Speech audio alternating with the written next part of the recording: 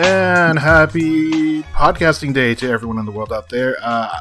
You might be listening to this on the Wednesday, you might be listening on Thursday, on Friday, on Monday morning, but welcome everyone. If you're listening on a Friday, something's gone seriously wrong. Well, I guess you could be listening to it on the YouTube. Okay, never mind. It's the off season, so you got a lot of time before this podcast doesn't make any sense.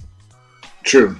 Much more than usual. If it ever makes sense at all. I mean, we try, no promises, but guys, off season is like halfway through. We got a draft in another week. We got 2 scheduled podcasts. We're doing our off season podcast today.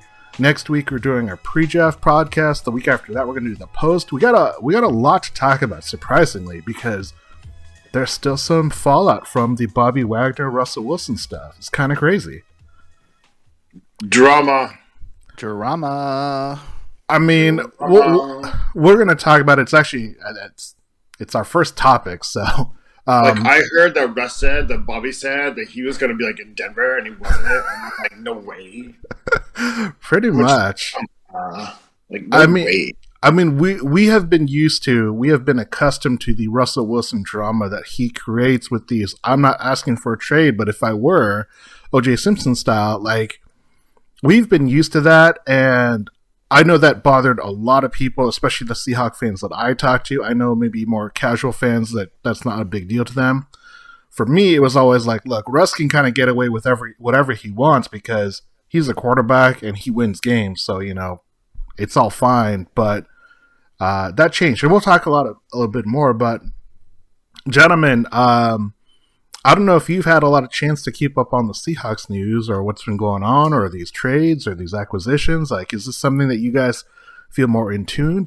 I know I'm more excited for the draft than I've ever been, but the offseason was pretty typical, not eventful outside of the Bobby and Russell situation, but that's its whole thing. And we already had a podcast dedicated just to that. So check it out at hawkscast.net. Go find us on SoundCloud, on YouTube, hawkscast.net podcast. But have you guys felt like this offseason after the last podcast has been any different from what we've seen before? No, and in a weird way, I kind of people kept talking about, we traded Russ, we got all this money, we're flush. I was kind of honestly expecting, not in the way I was in junior high, but I expected a slight bit more of impact, maybe, I guess, kind of, sort of. I know that's not their way, but more money, more money to be used on other people. Yeah, I mean, they did sign good people, and they signed their own people and stuff, but I just sort of thought we might be in the stakes for one of those I mean, they're never going to be a day one overspend team. But I kind of thought we might be a day 2. Oh, Seattle stole that guy, huh? But it didn't really. Yeah. I mean, I think the logic is when you don't have to pay Russell Wilson his $38 million, that's $38 million that you can spend. But the dead cap with 2 years remaining, it's manageable because it's not, the $60 million that it would have been in the previous offseason. So this dead cap that they got hit with is much more manageable. But yeah, it's exciting to think, we lost this almost $40 million contract. We were flush with cash.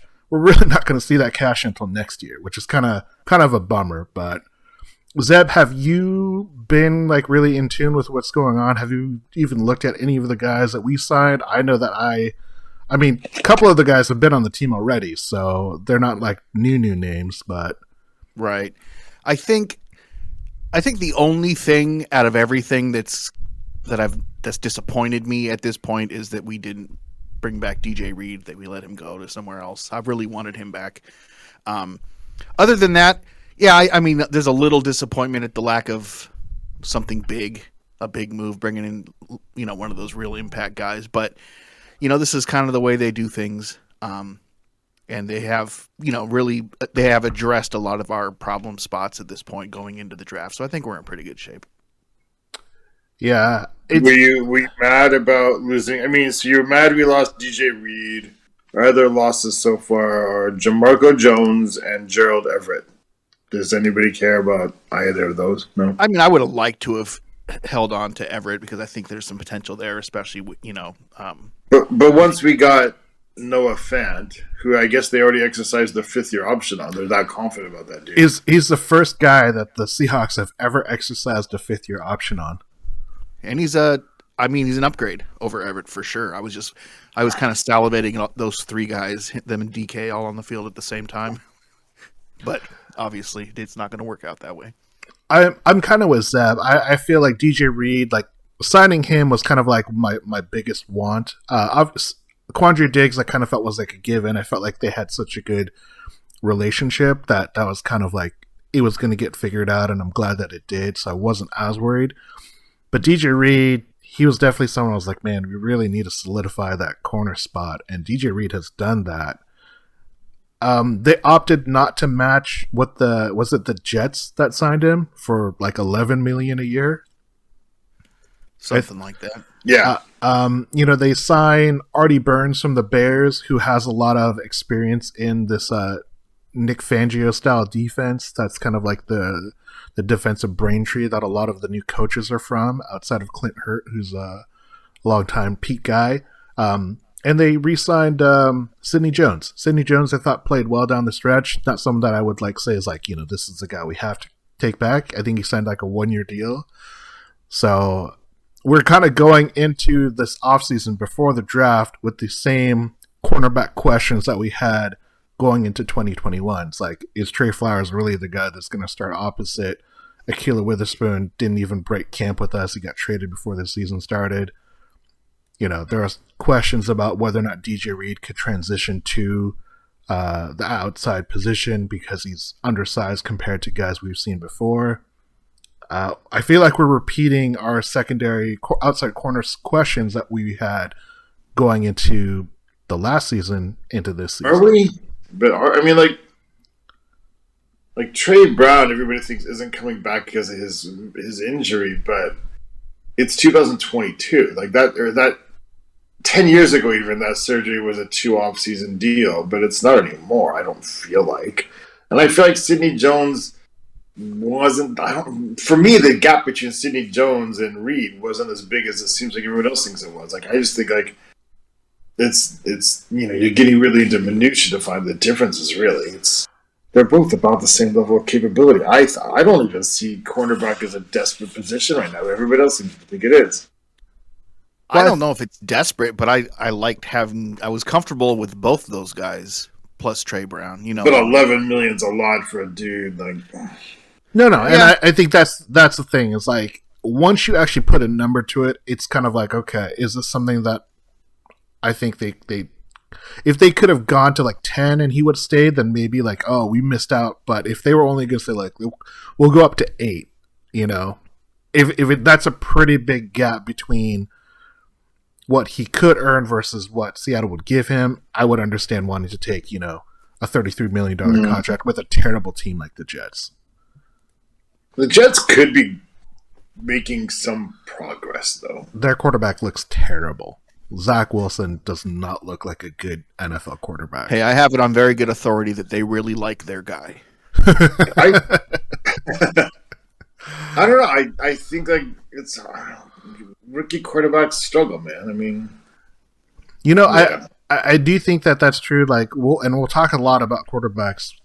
The NFL's lost a lot of patience. It used to be common sense. It took you 3 or 4 years to develop your quarterback, and now you've got like 6 games of people either like making your bust for Canton or like throwing you in the junk pile.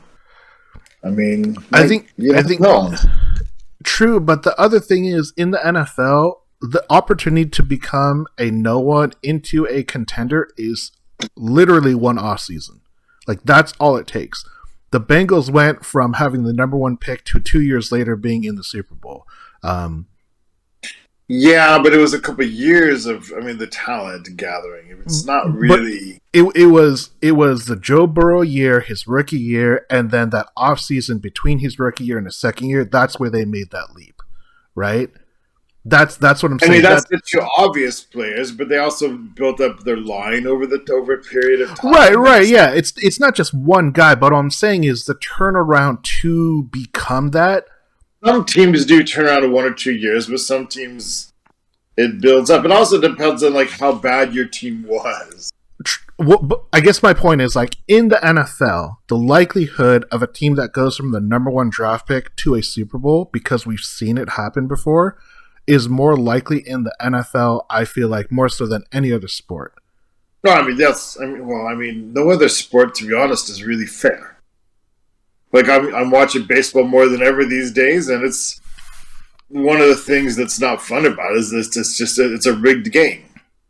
You got the Pittsburgh Pirates spending $30 million a year, and the Yankees spending nearly 10 times that. Like, what? How is that a fair game? But the baseball people say, but the Yankees don't win every year, so it's okay. I mean, it's another $200 million team that's winning the World Series, but it's not the Yankees, so it's that just okay. Means the Yankees are kind of dumb. I mean, right. They're not spending their $300 million well. But yeah, so the first half of the offseason comes to an end with the Seahawks, with a ton of guys we signed, but some key players have signed somewhere else, the 3 that we talked about. For the first time in 10 years, we are going to see the Seahawks address the void left by Russ and Bobby. And that might come in the second half of the offseason, or potentially even in the draft. The Hawkscast.net podcast is back to kick off our offseason series. And gentlemen, we're going to kick it off with topic number 1, which is Bobby and Russ. So, Zeb, I'm going to kick it off to you first. Has your opinion of the Russ and Bobby roster moves changed in the past couple of months? You know, we go from this big news that Russ got traded, 2 first-round picks, 2 second-round picks, a 5th-round pick, a quarterback, a defensive lineman, a tight end, all for Russell Wilson. And then Bobby gets cut.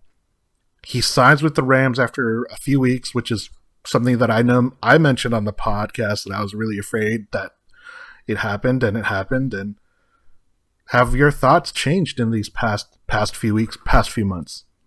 Nah, not at all. I mean, these are both 2 moves that I not only, most of us saw coming, but also moves that I wanted. These are the things that I wanted to happen.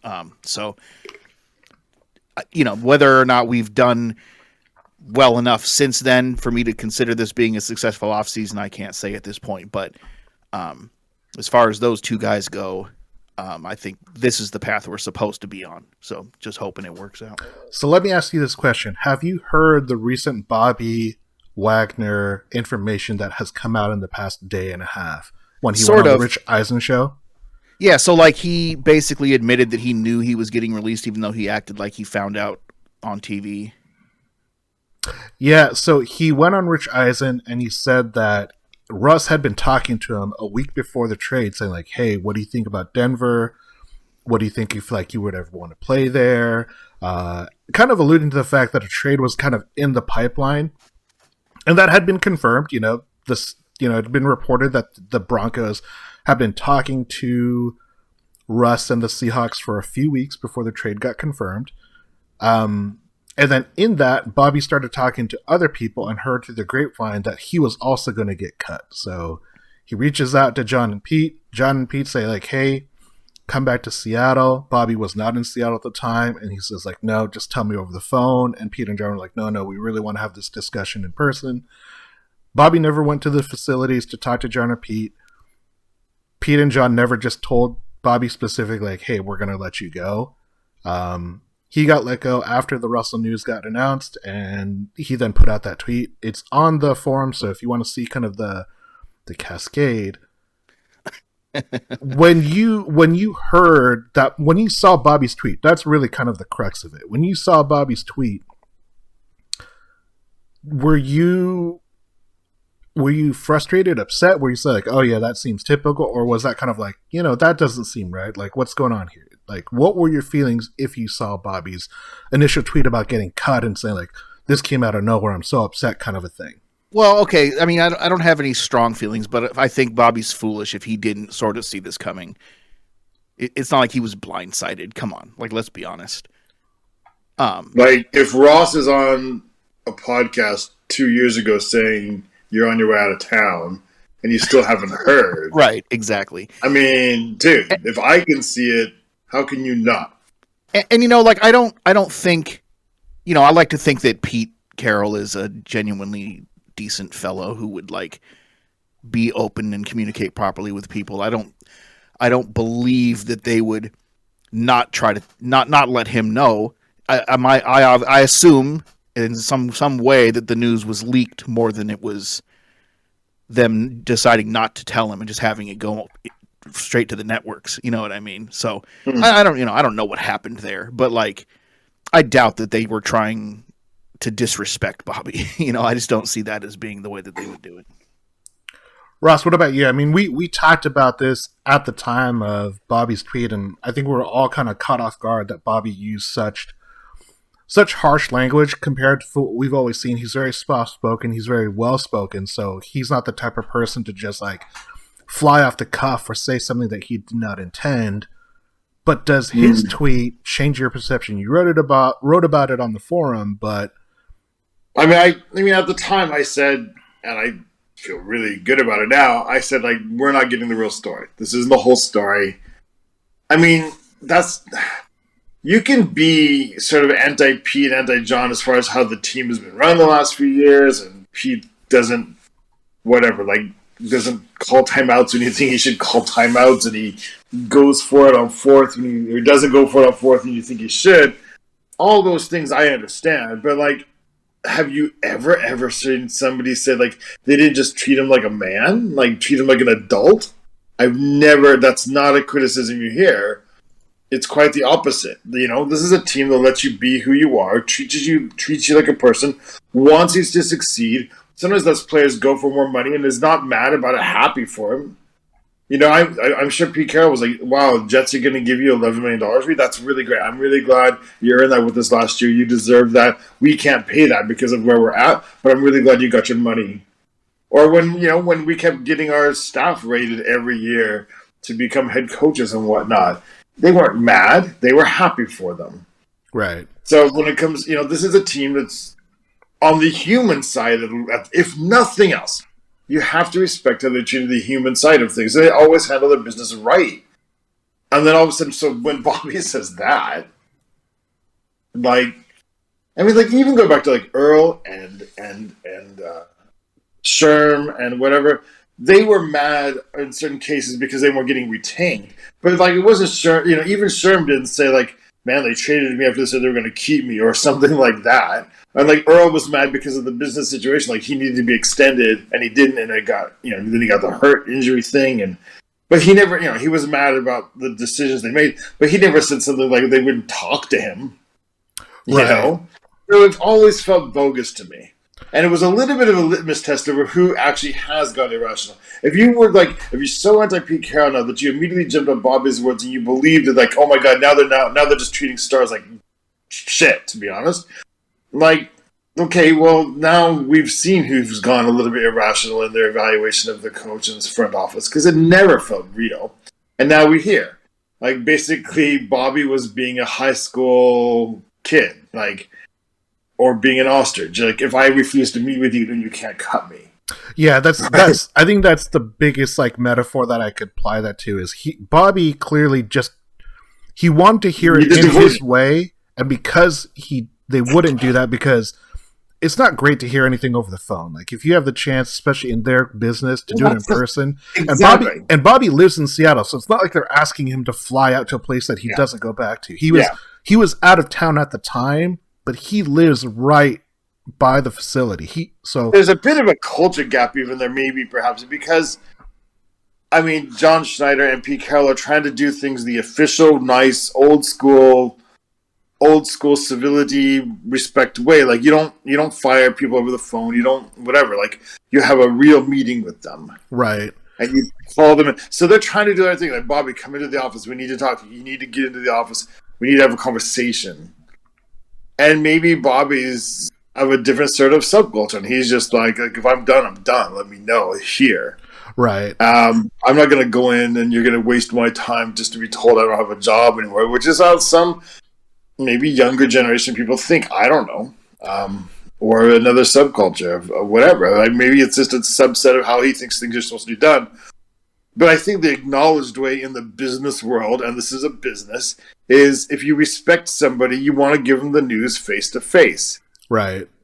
even people when they're breaking up with their girlfriends or boyfriends, you get on their case if they don't do that face to face, right? Yeah, you broke up with your boyfriend over an email. Like, do we get on people's case for that? I mean, there's an official term. It's called ghosting. You just don't acknowledge them. I mean, this is what Bobby tweeted. Crazy part about all of this is I played there for 10 years and I didn't even hear it from them that I wasn't coming back. So technically Bobby is correct. He says he didn't hear it directly from Pete or John that they were going to cut him. But the effort that Pete and John made was there. It's just not the way that Bobby wanted. When I put this tweet onto the forum, I said, this is messed up. Birdfinger, shout out to Bird, he said that was also disappointing. And then I posted a tweet from Zach Miller who said, Bobby, can you clarify? Yeah. Didn't even hear it from them. This doesn't sound like John and Pete to me. And I was like, and then Ross, you said something sounds fishy. There's something that we don't know going on here. So I feel very vindicated to a degree. And I wasn't as outwardly or strong as you were saying, like, this doesn't sound right, because to Bobby's defense, that is what happened, but it's just a very, very different perception of what happened versus like they wanted to talk to me. I didn't want to do it that way. I just wanted to hear it direct. They didn't want to be direct. I wanted to move on. They chose not to do that. And I mean, the thing is, like, there's also time pressures and things like that. They were making other moves. You have to make the move. If the guy refuses to come in, sorry, I hate to be harsh, but I am going to mitigate it in a second. It's a dishonest tweet. Because, yes, you didn't hear the words you're being cut, but you knew they were trying to have a meeting with you where they were going to cut you. And you refused to go to the meeting, so you can't. It's like avoiding like a legal summons, right? Right. And the other thing is, even though they announced it, like it got leaked or reported that he was going to be released, they still had to wait until the league year started, which was another week or two away. So even if Bobby had found out, they might have told him, like, look, we want you to come in this day, come into the office, come into the facility, and he says, no, I'm not going to. I mean, here's the other thing is now we don't know where the leak goes. Now that we know that they had that conversation, if Bobby literally just told us anybody in his entourage or crew or whatever you want to call it, man, the Seahawks want to bring me into the office, I'm not going there, man. Don't even go there, man. Like, that now we don't know in his own entourage is the source of the leak. I always assumed it was like some intern, little overeager in Seattle talking to the wrong person over drinks. But now I'm like, we have no idea. But I want to say this in Bobby's sort of defense. These are people who give a lot for organization. And I just mentioned Sherm. I didn't like how Sherm left. I didn't like how Earl left. I didn't like how a lot of these people left. And we've seen a lot of them get really, really, really mad. And we've always taken that as like a negative. People have taken that as a negative recently a lot, talking about like how Seattle always seems to screw up their relationships with their people at the end. Which I don't believe that at all. Well, I kind of think what it points to is actually a positive in a sense. Like, people really like being in Seattle. I think they like the culture. I think they like the environment. I think they like the city itself. I think they like the fans. I think they like playing for the team. The team's had a lot of success. And so when you're no longer going to be part of that, when you're told you're... and especially as a pro athlete who's played at a high level for a long time, it hurts when somebody calls you into an office or tries to call you office and say, that contract we gave you, it was assuming that you was going to be what you were like 3 years ago, and you're not that man anymore. Or Earl, like, unfortunately, yeah, you are still playing at a high level, but you're right at that age with the style of play. We know you're not going to be playing at this level in a couple of years, so we don't want to re-sign you. Yeah. Or Sherm, like, dude, you just tore both Achilles or whatever, or ACLs or whatever it was, I forget now. Like, he tore one Achilles and the other one was like hanging on by a thread, and you're this age and you're never that fast to begin with. Sorry. And so I think it really hurts. And so I gave him a bit of a pass. And I think I've just learned to do this offseason. In the past, like, I was always like, why isn't Pete Carroll still mad at Earl Thomas? He flicked him off as he was being... Earl Thomas, dude, like, we made your career. We got you just 2 Super Bowls. And you're mad? But I get it now. Like, nobody wants the dream to be over. Yeah. And this is a team telling you your dream's over. Maybe you're still going to play someplace else, but your best years, your career, your prime is done. And nobody wants to be told that. And if you're kind of an emotional person to some degree, it's hard to handle that ideally, maybe. I think that's what's also unique about the style of players that have really risen to the top in Seattle. They all have big personalities. They're not always the most vocal people, but they all have a presence, and that presence is felt, and now there's this void. We're going to move ahead because we got a lot of stuff to talk about, so we're going to jump to topic number 2. But topic number 2, the Seahawks, Ross, have a lot of their guys still on the market. Is this a sign that they're still coming back? Brandon Shell, Dwayne Brown, Rasheem Green. Those are like the 3 biggest guys that are still on the market. 2 tackles, left and right tackle. Those guys could all find a place on the roster, and there's still a lot of offseason to go. What does it mean that these guys haven't found a contract yet, and why isn't Seattle calling them up and bringing them back? It's kind of funny. There's a few reasons there, aren't there? One of them is when you're like a Super Bowl or deep playoff team, and you get to the offseason, people kind of assume all your people are awesome. So like Malcolm Smith, after winning the Super Bowl MVP, goes on and gets a big payday, but is still never much more than like a backup linebacker and really good on special teams. He just happened to play the best game at the best time, have a great Super Bowl run. But so like now you get like when you're not a playoff team, like all your guys are kind of seen differently. If we were in the NFC Championship game last year, Dwayne Brown is already signed right now because he's still the left tackle who protected the team that got that far, even though he would have been the same person. So now you got this. The other thing is there's probably just a gap in perception, especially with Dwayne Brown. I think that's what the issue is. Dwayne Brown is a prideful man in the good sense.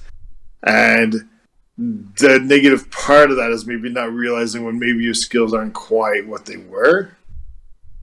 So I think he thinks he of himself as like a premier left tackle. Everyone else sees him as like an aging left tackle. If he can swallow his pride eventually, he's going to probably come back to Seattle, I think, at a much reduced amount. I don't... Yeah? So here are the guys that are available. I'll just talk about the ones that had played meaningful snaps. Dwayne Brown, 36 years old. Carlos Dunlap was released, 33. Brandon Shell, he's back tackle. Now, right? Carlos Dunlap is still available. Okay, I think they're going to bring him back as well. Brandon Shell, 30. Ben Samayo, released, 30. Alex Collins, running back, 27. Rasheem Green, defensive end, 24. Everyone else, they're all like fringe guys. They're going to get beat up by a rookie or undrafted free agent. But those are 5 guys that all played meaningful snaps last year. The surprising one to me, I think, is Green. I think Dwayne Brown's coming back. I think Carlos Dunlap will come back. I think Green is a little surprising to me that he hasn't been picked up because he shows flashes and sacks are held at a premium and pass rushing is a premium. That was a little surprising to me, and I think again it's just a victim of us being seen as having a bad defense and not being in the playoffs. If we were, if things had worked out better last year, he'd be already signed. I think. Yeah. I think Dwayne Brown is the one and Carlos Dunlap are the ones that are coming back. But it's gonna be after the draft. See how things fall to us, and then they'll see how much money's left after signing the rookies and whatnot, and maybe something else happens. Maybe there's somebody who's really planning on getting their left tackle in the draft, and they don't. They offer Dwayne Brown a little bit too much money because now they feel like they're up against a corner, or against the wall. But overall, I believe Dwayne Brown's probably like that. I feel like they're talking to him now, saying, "Look, just wait till after the draft, and we're going to sign you." I think that's probably the most likely situation right now. But he could be poached. He and Dunlap both could be poached by people who think they're going to get somebody in the draft and they end up not getting it because of how things fall. Zeb, what about you? Are there guys, maybe not even Seattle guys, that you think the Seahawks should look at bringing back? There's guys like Julio Jones, Nate Soldier, Jarvis Landry, Tyrann Mathieu, Landon Collins. There's cornerbacks. There's Jason Pierre-Pierre. There's a center out there, JC Treader. There's all kinds of guys that are out there, like tackles. There's guards. There's all these people that are out there. Why haven't Seattle gone after them? Is this just waiting for the draft and then seeing what other holes they need to fill, or is Seattle just not going to sign anyone else? No, I think a lot of it has to do with hoping we can get some of these things in the draft. I'm sure a lot of other teams are in the same kind of position. That's why all those guys are still out there and available. Because after the draft, they'll probably be still available at maybe even a lower price. So, Green is probably the main guy of ours that I hope we bring back. And yeah, it is a little surprising that he hasn't gotten more interest. He's super young. He looks like Rufus Porter in the uniform. You know what I mean? Like, bring that man back. I get the feeling that Dwayne Brown is only going to be in our plans going forward if we're really unable to find anybody else. I'd love to have him back if that's the case, if we can. But, obviously, I think we're all in a position where we kind of want to go a little younger.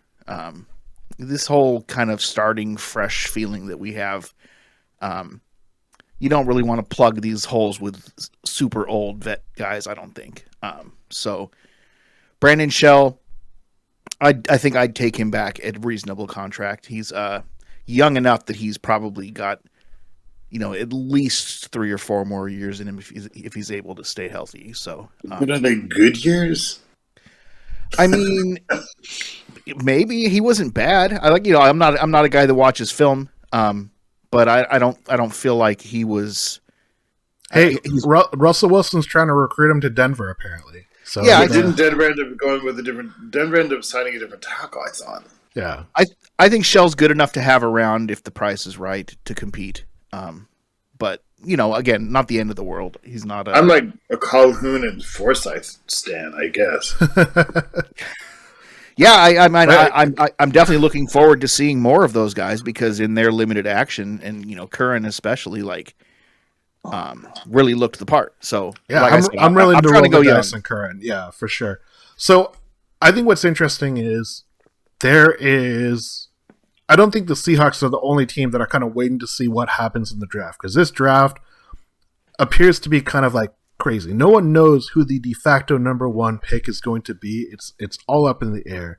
Quarterbacks are going as high as like number 4, number 5, number 6, or they're going all the way to the second round, which is really, really unheard of in the NFL. Like there's just a lot of questions.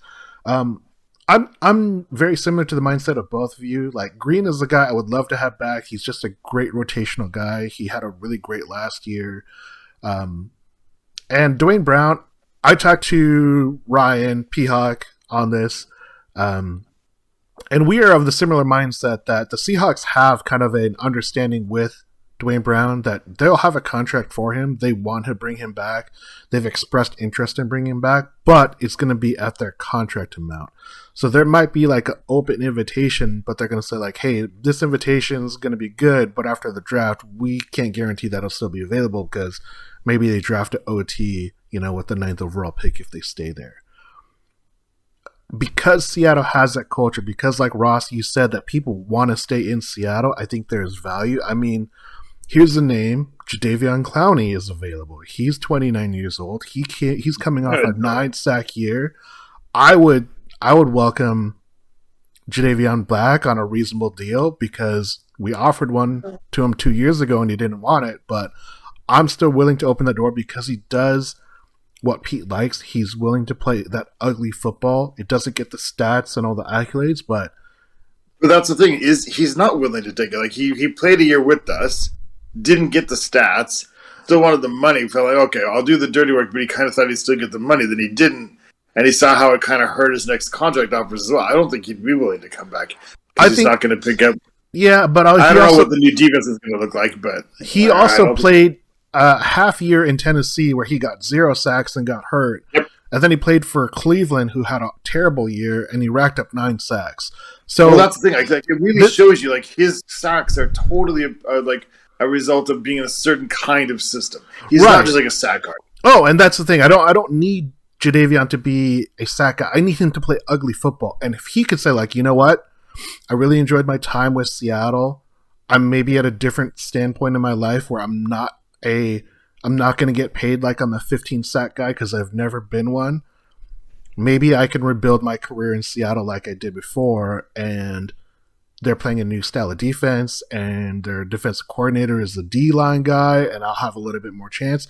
That's what I kind of feel like those seeds of Pete and the culture that he builds can kind of like bring back. Because Quentin Jefferson and Justin Coleman, those guys left Seattle 2 years ago, and they're back again. So Seattle is known to bring back guys that have left or like willing to come back. If Carlos Dunlap comes back, that'll be twice that the Seahawks have cut him and then they bring him back. So I mean, I agree with your hypothesis. I just think certain types of players have mentalities that are immune to it. I don't think Clowney is the kind of guy who like looks at life that way. I don't think so. I think that's definitely fair to say like, hey, this is like the biggest question mark on this question about what's going to happen. You gotta, no offense to Clowney, but you have to be a certain kind of, you gotta have a certain kind of like IQ. You gotta have a certain kind of like zest for life kind of thing, not just football and your stats. You gotta be about bigger things to kind of appreciate what the Seahawks built. And I've never seen anything about Clowney that makes me think he thinks like that. I think that's a fair question to ask. But, we'll see because there's still so much season left. We'll see how the draft kind of pans out, and we'll talk more about our draft expectations. But, there was at least 2 games we won that we would not have won without him. So, oh, for sure. But yeah, let's move on to topic number 3. This is the Hawkscast Corner. So Zeb, I'm going to kick it off to you first. The question is, have the Seahawks addressed the QB spot? Geno, Locker, potentially a Baker Mayfield, someone else. There are QBs that are out there. But what are the Seahawks really going to do at the QB spot? Are they going to roll with who they've got? I have a feeling that they are. I do think there's a good chance we draft a guy at some point, but I kind of feel like I get the feeling that they don't necessarily know that their quarterback of the future is available right now, and that they're willing to, go with one of these guys as a stopgap. There's always the off chance that the rookie works out, but that's Russell's story is an outlier, right? That's not the way things tend to go. No. So, and there are not a lot of quarterbacks left on the open market at this time. Like if you want a quarterback, you got to trade or you got to draft one. Right. You're going for Baker Mayfield to be cut. I mean, you can wait for Baker to get cut, but I think the Browns also have to juggle with the fact that Deshaun Watson might not play this year. Like they have it planned that his contract for this year is $1 million. So if he doesn't play, he doesn't lose any money because his signing bonus is gonna. You don't want to moping. Ross has got a little robot voice going on, so hopefully he can clean that up. Sounds like a wave. Hello? There it is. Nope, still robot-y. I kind of don't think that there's much of a difference between Drew Lock and Baker Mayfield. I don't know. I mean, maybe there is. Maybe there's about $17 million and a bunch of commercials. I think that's like the money. Biggest difference. The other difference is that Baker has had 1 out of his 4 years where he had pretty much like his best career from an offensive standpoint, an efficiency standpoint. I mean, look at those weapons they surrounded him with, though. You know what I mean? Like Landry and OBJ, and you can't get it done. And you have those Kareem Hunt and Nick Chubb. Yeah, I mean, even his tight ends were good. Right, good tight ends. When your wide receiver's dad is on Twitter, like on your case. Oh man, dad rage is real. Don't you know? I don't know. Maybe Baker Mayfield has proven a tiny bit more than Drew Lock, but I kind of like the Drew Lock potential more. I mean, we're arguing over, heated garbage, to be honest, but the NFL is a quarterback-driven league, and is it possible for Pete and this team to win if they're going to trot out a Geno Smith 17 games? a Drew Lock for 17 games or player Dude, X for 17 games. We won a playoff game with a really beat up Matt Hasselbeck. We did okay with T-Jag. We also needed Charlie Whitehurst to win us that last game of the year. And I remember, Ross, I believe you and I were talking about that back in that 2010 season where I was like, you know what? Whoever wins, I remember, well, this is what I said. I can't remember where your stance was, but whoever wins that St. Louis game, because it was the last game of the year, they should be starting in the wild card round. And obviously, Charlie Whitehurst won the game. Pete went with Matt Hasselbeck, which was the right call, but I mean, except for at church, I never had much of a space for Clipboard Jesus. I don't know. I mean, the thing I do like about Drew Lock, and this is what I talked about earlier, is the NFL tends to be really, really impatient. There are a long list of quarterbacks whose light didn't come on to the third or fourth year. We get the wrong idea now because of players like Russell Wilson who come in and just light the league on fire immediately. But like Peyton Manning, led the league in interceptions his first year. That's just one of many, many examples. There aren't as many lately, and it's not because it doesn't happen anymore. It's because people have even less patience. Like John Elway, multiple years to be good. Even like Joe Montana, he wasn't amazing his rookie year. Like Drew Lock's not a rookie, but he's going to get better coaching. He's going to be in a better atmosphere with less pressure on him.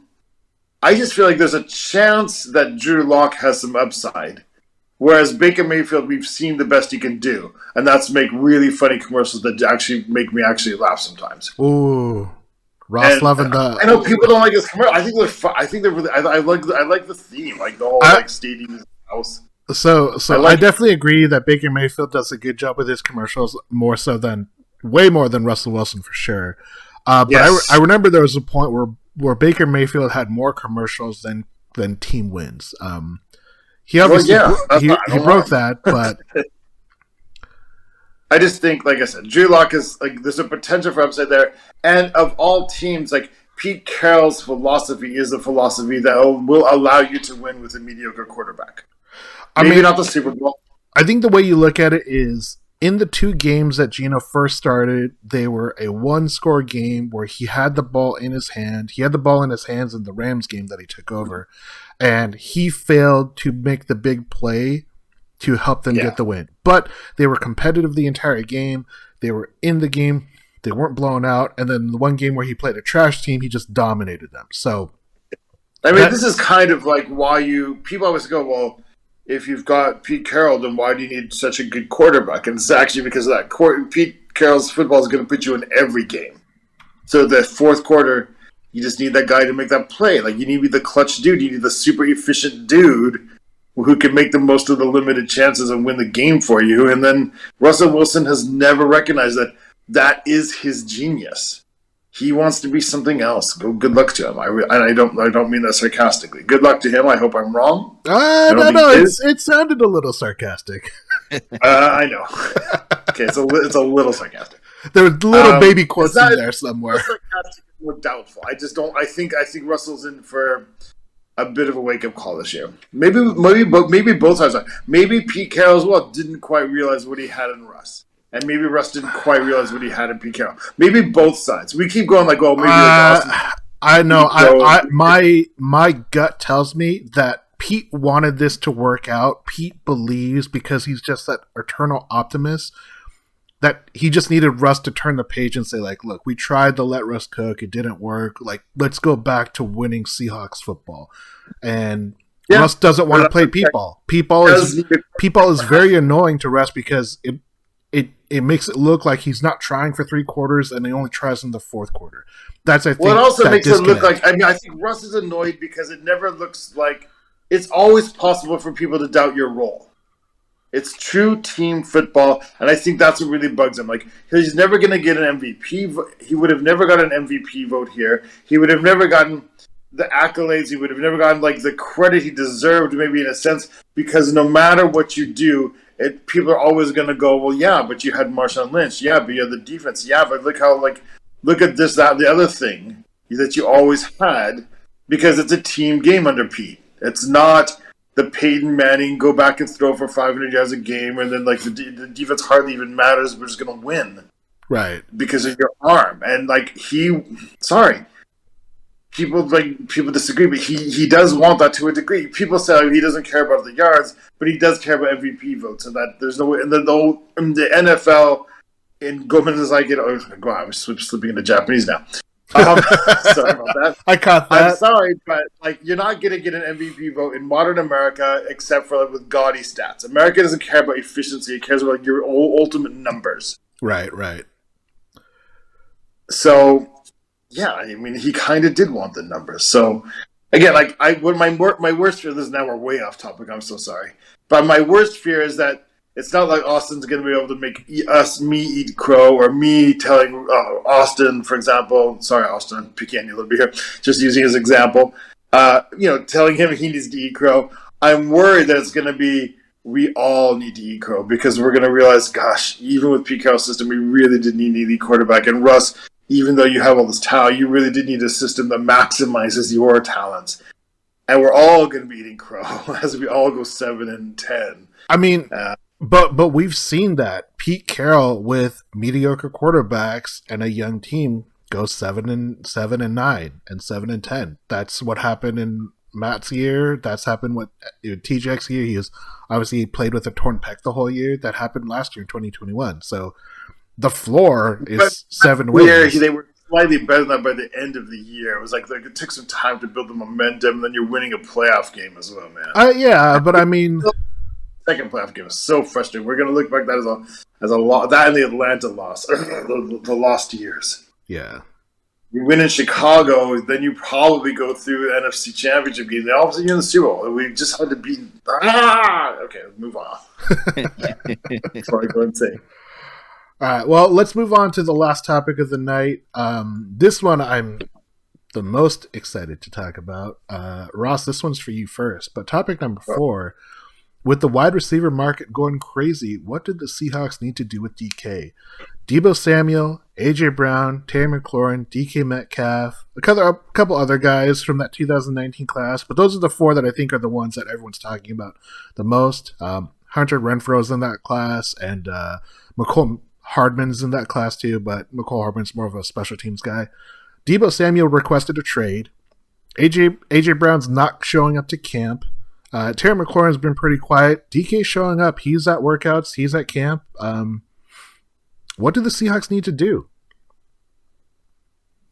Man, I didn't want to go first on this one. Yeah. Sorry, rotation. Yeah. I don't think there's a right answer. I don't think there's a wrong answer here, to be honest, to give you the boring answer. I think there's a definite case to be made for keeping him. Paying what's going to be a huge amount of money, but the salary cap's going to jump up soon too. That can probably accommodate it.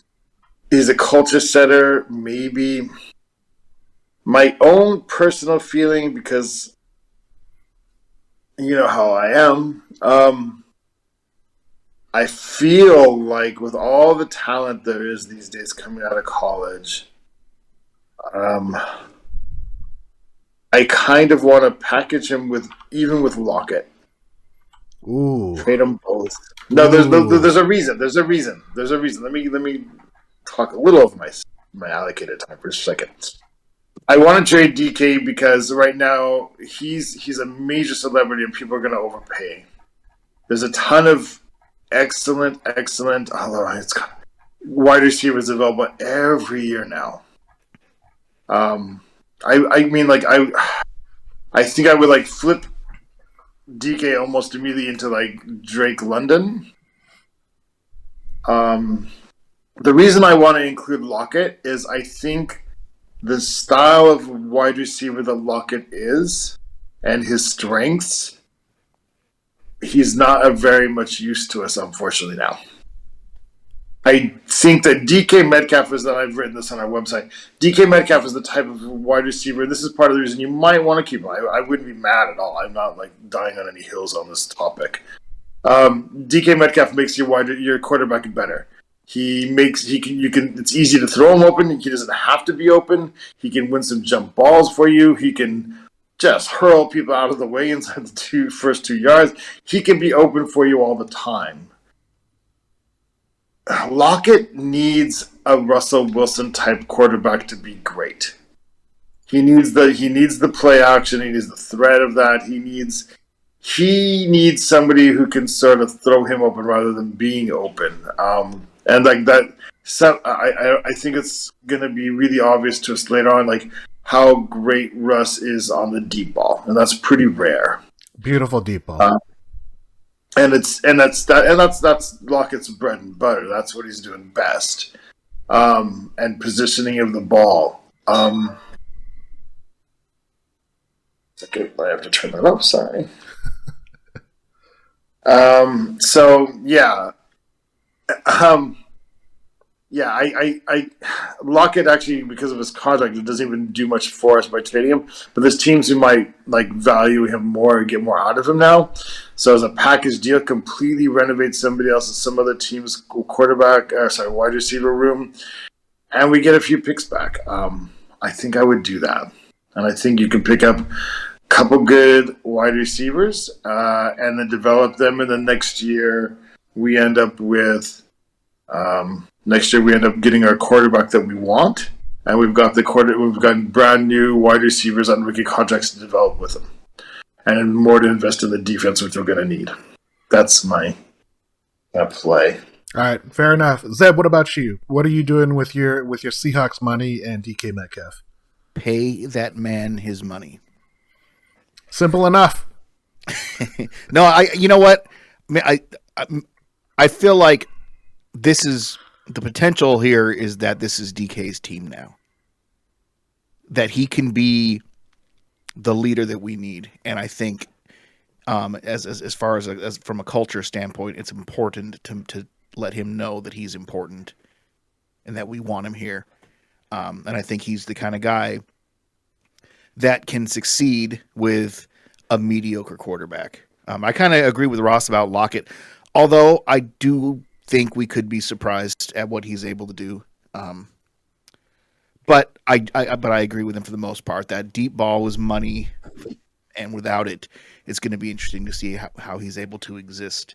It's a kind of particular type of deep ball as well, I think. Like right. Yeah, exactly. It's that moon ball. It's that dropping it into the breadbasket, you know. And a lot of it on sort of semi-improvised, extended plays. Yeah, like where he was basically our 50-50 ball guy without them having to necessarily be 50-50 balls. You know what I mean? Like, it was a very unique connection between him and Russell, and I don't know if that's going to work. In 2021, I think Russell Wilson to Tyler Lockett had like a perfect quarterback rating. Right, and they did close to that for multiple years in a row. Like they were so good together. But does anybody think that's going to happen with Drew Lock? No, because like you said, he's a different type of player, and his success is not just on. His success is primarily built on a few plays that they're just really, really, really good at. Yeah, and like I said, it's like nobody's talking about it, and that's because the contract, it doesn't benefit as much like on salary kind of situations. But if we can get a draft pick, like there's a ton of wide receiver talent coming out every year now, and like I said, like if you can get like the Jets didn't. It seems like the Jets were going to give us like the 10th pick overall. If you get like 10th and like 38th, 10th and 50th, something like that for Lockett, and then throw in like a third or second rounder for Lockett. Sorry, for Metcalf, and then for Lockett you get a second. We can pick like I said, a bunch of wide receivers, put them on rookie contracts, and hope that they develop right. And then you've got them on the rookie contracts with whoever we draft next year. I like that situation a lot. I'm a little concerned just from a culture standpoint what trading Tyler Lockett at this point. I'm concerned a little bit with making Metcalf the leader, because last year I thought he took a step backwards in maturity. Yeah, I mean that's what it's funny with him, because he's like, on one hand he's the intimidator, but then on the other hand he's able to, other guys get in his head when he's the one trying to get in their head. Yeah, but I feel like with age he probably will get better at that. Well, but like I said, I'm this isn't like a die on the hill, like I'm outraged kind of thing. If they pay him the money, like I said, because I don't totally see it the other way. Like I said, he would make he would be Drew Lock's best friend up there, or Geno Smith's, whose contract was invalidated by the NFL apparently. Or Tony Eason, I guess. Is Tony Eason? Is that right? Jason? Who's the Eason dude? There's an Eason on the roster. Oh yeah, that's their backup quarterback, Jacob Eason. Well, Jacob. Tony Eason's 1983 class. Jesus, where'd that come from? Anyway, I can see it either way. It sounds like such a ridiculous amount, but I guess that's the world we live in now. You got to pay. I think if you wait till next year to pay DK when that salary cap does go up, I just think it makes more sense to just do it now. Like, it's going to be a massive number. I agree with that totally. If you don't pay him now, you're just costing yourself more later. Exactly. Yeah. I'm in the 100%. Extend DK right now, give him all the money he wants, but I also understand that the Seahawks have probably told DK, like, look, we're going to get to your contract, but we're going to handle the draft first, and then after the draft, we're going to extend you. Like, that is my full expectation. Also, DK does everything that you want. Yes, to your point, Ross, he does have, like, bits of immaturity, but I also feel like he gets better and better every game. Like, he's not repeating the same mistakes again. Like, his rookie year, he had an issue with fumbles, especially when he was trying to extend plays, and he's done a really good job of, like, eliminating that as being a problem. I do think that there is a risk when you say, oh, look at all the wide receivers that are coming out and, when you can grab them. The problem with that is you have to have the draft picks and you have to have, like, the position to get them. This is the draft when DK was taken. 25th, Marquise Brown. 32nd, N'Keal Harry. 36th, Deebo Samuel, who's only had 1 year of actual production. 51, A.J. Brown. 56, McCole Hardman. 57, J.J. Arcega-Whitehead. 59, Paris Campbell. 62, Andy Isabella. 64, DK Metcalf. 66, Deontay Johnson. 67, Jalen Hurd. 76, Terry McLaurin. And then you can go further down and you'll find Hunter Renfrow at 149. But there's a bunch of guys in between, So, yeah, you can find like a CeeDee Lamb and a Justin Jefferson in the first round, or you could get a bunch of guys that I've never even heard of that are not even worth knowing because I only care if they're good in fantasy. You can get Jamar Chase, with the 5th pick overall, or you could select, Kadarius Toney. I don't even know if anyone knows who that guy is, or the fact that he was drafted 20th overall. The Giants, and he was supposed to be really, really awesome. Yeah, he got hurt. He was hurt. He was really hurt last year. That's why. Okay, he's still gonna be good. So like, and it's the same thing. We drafted Dwayne Eskridge 56 overall. He had 1 good game for us, and it was only for like a quarter. So he was hurt. But that's the thing. DK. Football makes owies. Is the takeaway. DK checks all the boxes of what you want. He is a prototypical Russell or Pete Carroll kind of guy. He does the workout. He's there in practice. He was actually afraid that he was going to get cut on their losing streak at the end of the year and played through an injury. Now, that's not maybe the smartest thing to do from like his self-preservation, but he was motivated by what Pete was saying. Like, he took it to heart, and I feel like he has really taken on this opportunity. Once he found out that Russ was traded, once he found out Bobby was let go, he understood his opportunity to the Seahawks, and I feel like he's just running with it. And I think that's something that you cannot lose, because it would send the completely wrong message from what Pete Carroll builds from a team perspective. Yeah, you'd get a huge haul for him, and you'd save a bunch of money, and you could reload for 23, 24, in those football years. But if you sign DK now, even if you're giving him 75, 80 million guaranteed, that is going to look like such a deal down the road, because all these other wide receivers that are going to get paid next year and the wide receivers that are going to get paid the year after that, the money's just going to get higher. And his value is still high enough. We're not overpaying for DK at this point. I don't even think at $25 million a year guaranteed, that's an overpay, because of all the positives that he brings to your team. The negatives, and no one's really saying there's negatives. It's just like, would we really get the most out of him on a team that we don't know how good they are. Like, that's the unknown. But I don't believe that's how Pete looks at it. That's not how he looks at roster construction or how he looks at the team. And DK buys into that. And I think that's the reason why you would extend him, because he checks all the box. He's a great athlete. He does all the things you want him to do. And he is the marquee Seahawk when I think of the Seahawks right now. Well, I mean, except for Michael Dixon. You know, Michael Dixon is the best punter in Seahawks history at this point. Sorry, Tom Roon. What? Sorry, Ryan Plackemeyer. Sorry, sorry, Herman Weaver, Jeff West, Ruben Rodriguez. The Seahawks have a history littered with punters who could kick the ball 35 yards and have no return. Tony Chapman, Efren Herrera. Efren Herrera is a kicker. He's a place kicker. He's not a punter. Come on, Tony. All right. Steve Largent had, I believe, 2 career punts, at least one. Yeah. John Ryan, a great punter. You know, John Ryan threw a touchdown in the playoffs. I know, but you know, when I think of Michael Dixon, I think of that time where he's like, you know what, I'm just going to convert this 4th down. I'm going to run for it. You know, so and his double punt from last year, like that was amazing. The double punt is amazing. Double punt. Michael Dixon, aka Punter Renfro. Yes, exactly. Final thoughts on DK. I wanna make sure that we kind of finish on time, so we let people live their life. I'm gonna get his jersey as soon as he gets his extension. I did buy a Bobby jersey, so I have a Bobby jersey that I bought after he. How much is that?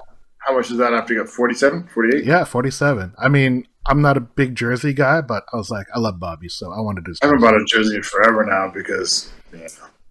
I mean, they're definitely not sound investments, that's for sure. I also feel like there's I don't believe in this stuff like that, but I sort of still believe I curse players as soon as they buy their jersey, bad things happen. I mean, if you believe in it, you believe and you follow through. I don't mind that at all. But that's the topics for the day. Let's run ahead and we're gonna do some predictions. So Ross, I'm gonna hit you up with the predictions first. We only have 4, so we'll get through this pretty quickly. Yes or no, the Seahawks will sign left tackle Dwayne Brown. Me? What? Yeah. So, Ross first. Sorry. Yes. All right, Zed? Signed Dwayne Brown. Yes. I think to me it seems like it's just gonna happen. We haven't even heard about Dwayne Brown even visiting anyone. Yes or no, the Broncos will sign right tackle Brandon Shell. No. If they were going to, they would have. No. I don't know. I mean, I feel like Russ is kind of like meddling like he has been, and he hasn't had the best luck. You can't complain about getting sacked too much. Go to another team and tell them to sign your old offensive line. I mean, apparently if you're Russ, you can't. So, I mean, we put up with a lot with him. Ross, yes or no, a 2019 drafted receiver will get traded? Any of them? Any of those quarterback or wide receivers? Debo's trying his best. Yeah. I mean, odds are somebody from Debo. Yeah. Yes. All right. Yes. Zeb, I'm going to say no. I mean, for all of what Debo's want to do, and I guess the biggest sticking point for Debo right now is he doesn't want to be used like a running back anymore, which is kind of dumb because that's his best skill, but. Dude, that's I understand why. Yeah, I understand he doesn't want to get hurt, and playing wide receiver, you're less likely to get hurt. So I get it from that standpoint. Is that the most diva thing ever? Like, coach, don't use me as a running. Like, oh my god. I know, and I keep coming back to it. He's only had one healthy year. T-Jack's out there playing with a torn pec. The opposite side is Debo saying, "Don't use your running back because I might get an owie." Yeah. I don't want that dude on my team. I don't want that dude in my locker room. I know. I don't want that dude recording on my team. Holy shit! Last prediction. All right, let's rope. And you know, I'm real quick about the word coward. I don't like people to use like coward, but that is either cowardly or selfish or both, or I can't even describe that. Like, It's what are the definitely dudes, selfish. Like you sign them up and they go to the coach's office and just do like, dude, like I'll do whatever you want. Who's the wide receiver who got traded to Miami? And Tyreek Hill. yes, and like that dude went into the office and said, "Dude, I want to return punts."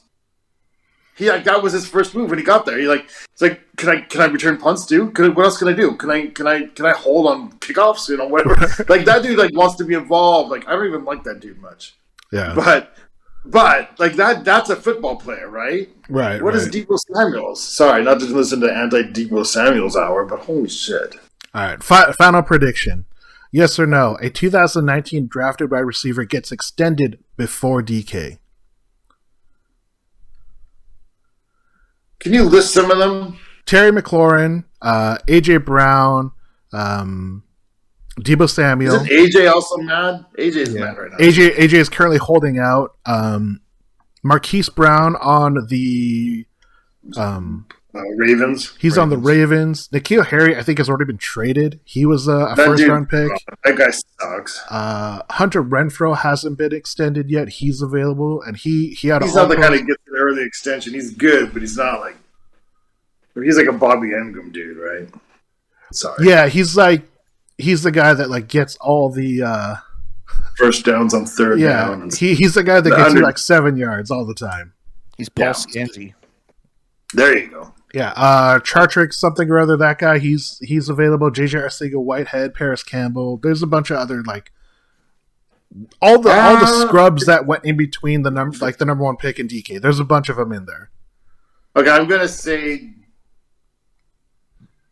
I don't like we said. It makes more sense to extend DK now, but I don't think Seattle really likes to do that much with a wide receiver in particular. How early did they extend Lockett back in the day? When did they extend Lockett, or how did they? Did they extend Lockett when they had to, or did they do that a year early? No, they extended it a year early, and they did it in the preseason. Okay, so Lockett will probably get extended then this preseason. That makes sense. Yeah. Okay, so I'll say Lockett gets his extension before all those other dudes because other teams don't want to reward the dude who's being a crybaby. Wait, so are you talking about Metcalf? Metcalf gets extended? First, yeah. Okay. That was a long answer for a yes or no question. I know. Try to make it simple, but you can't control everything. Zeb, what about you? Yes or no, a wide receiver gets extended before DK from the same draft class? No. I'm going to say no because I think the Seahawks have already alluded that they want to extend him, and it's just they're going to sign him in training camp. That's my expectation. That's what I think they're going to do. Seahawks really, really love DK, and they're definitely pumping him up as the marquee Seahawk right now. And gentlemen, that's our podcast for the night. Good work. Well done. Time for some shout outs. Anyone want some shout outs? Shout out to Robert Pattinson. Did you watch the new Batman movie? The Batman. It's not as good as The Dark Knight. Sorry. The one and only Batman. Robert Pattinson, the one and only Batman. Sparkly vampire Batman. Is he sparkly? No, but that was one of his first well-known movies. Was the vampire movie? He was a Harry Potter dude as well. Wasn't he was Cedric Diggory. That dude died. Yeah, he was the first character a student to die in the movie. It's a big deal. And now he's the Batman. I did enjoy him in the Batman. It's a little bit long, and everyone's saying that it was as good as The Dark Knight. Hasn't watched The Dark Knight in a long time. I have, and I think it's better. With the exception being Heath Ledger's performance. I get it. It's iconic. It's an all-timer. It's a Hall of Famer. Outside of that, this one's a better movie. My opinion. We're gonna have to talk about that on the forum then. Ross, do you have some shout-outs that we might have got drowned out? I'm shouting out all Ukrainian military members and people in general holding out. That's awesome. I wish we were all kind of paying more attention. I don't know how that's been pushed out of the news cycle. That's the most important thing going on in our world right now, literally. And it shouldn't even be a partisan thing. It's ridiculous that it is. More ridiculous than how a disease became partisan. Yes, it is insane that that's still going on. Shout out to all the Ukrainians. Shout out to Tony for chiming in on the chat. Shout out to Zeb and to Ross for being on the podcast. I don't know if we ever did introductions. Shout out to Tony for one additional thing, for he's trying to make space in the most insane fantasy football league of all time. He's trying to get me in on that. So, yeah. Well done. Check us out at hawkscast.net. We are the hawkscast.net podcast. Go to check us out on Twitter at Seahawks Podcast. Check our forum out at Seahawks Forum. I am Sam. With me as always is Zeb and Ross. I don't know how to end our podcast anymore because I don't know if Go Hawks is, taboo because that's copyrighted. That's it might be copyrighted and bottled and sourced. So for now, we're gonna say. I'll say go, and then you guys say Seahawks, like the old. Oh, how about you say I like C that. and we say Hawks? C. Hawks. Go. Seahawks. What? All right, we missed. We'll get that ready before the season runs around. But check us out online, and we'll see you guys all out there. Peace. Let's ride. Peace out.